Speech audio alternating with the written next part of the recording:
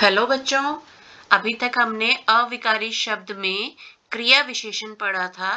आज हम संबंध बोधक पढ़ेंगे, जिसे इंग्लिश में प्रेपोजिशन कहते हैं। ठीक है, चलिए शुरू करते हैं। चित्रों के अनुसार उचित शब्द चुनकर अधूरे वाक्य पूरे कीजिए।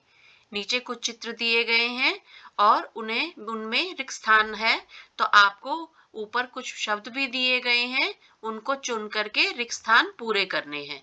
तो देखिए, पहला है मेरे घर डैश एक सुंदर बगीचा है।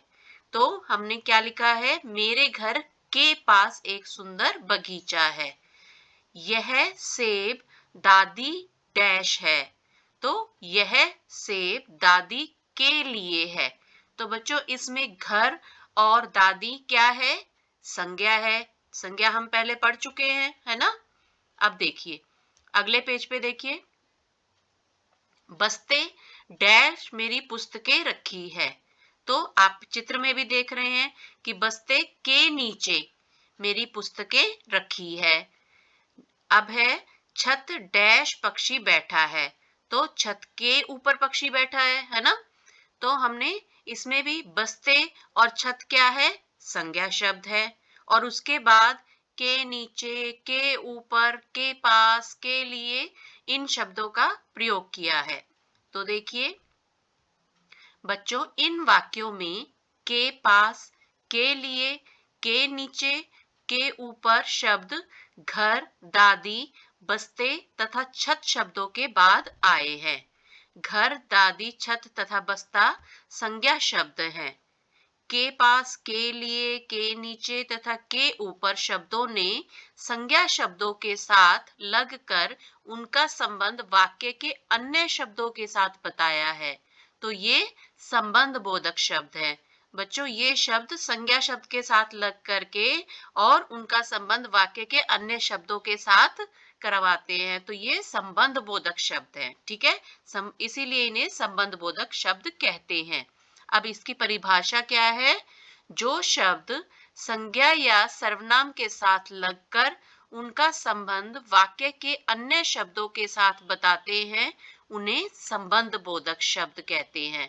ठीक है, कुछ अन्य संबंध बोधक शब्द हैं।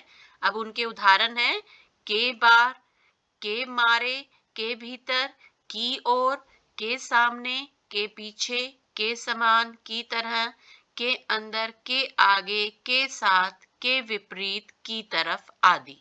ठीक है, ये कुछ अन्य संबंधबोधक शब्द के उदाहरण थे। अब आइए देखते हैं नीचे, इनको वाक्य में लगाया गया है, वाक्यों में प्रयोग किया गया है। शेर को देखकर डर के मारे उसकी चीख निकल गई। इसमें कौन सा है संबंध बोधक? के मारे। मेरे विद्यालय के सामने खेल का मैदान है। अब विद्यालय संज्ञा हो गई और के सामने संबंध बोधक शब्द हो गया। ठीक है, ईशा अपनी सहेली के साथ घर गई।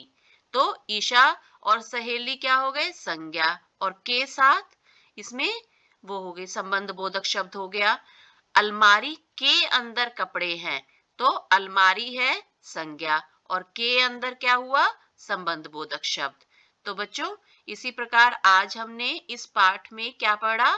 संज्ञा या सर्वनाम के साथ लगकर वाक्य के अन्य शब्दों के साथ संबंध बताने वाले शब्दों को संबंध बोधक शब्द कहते हैं।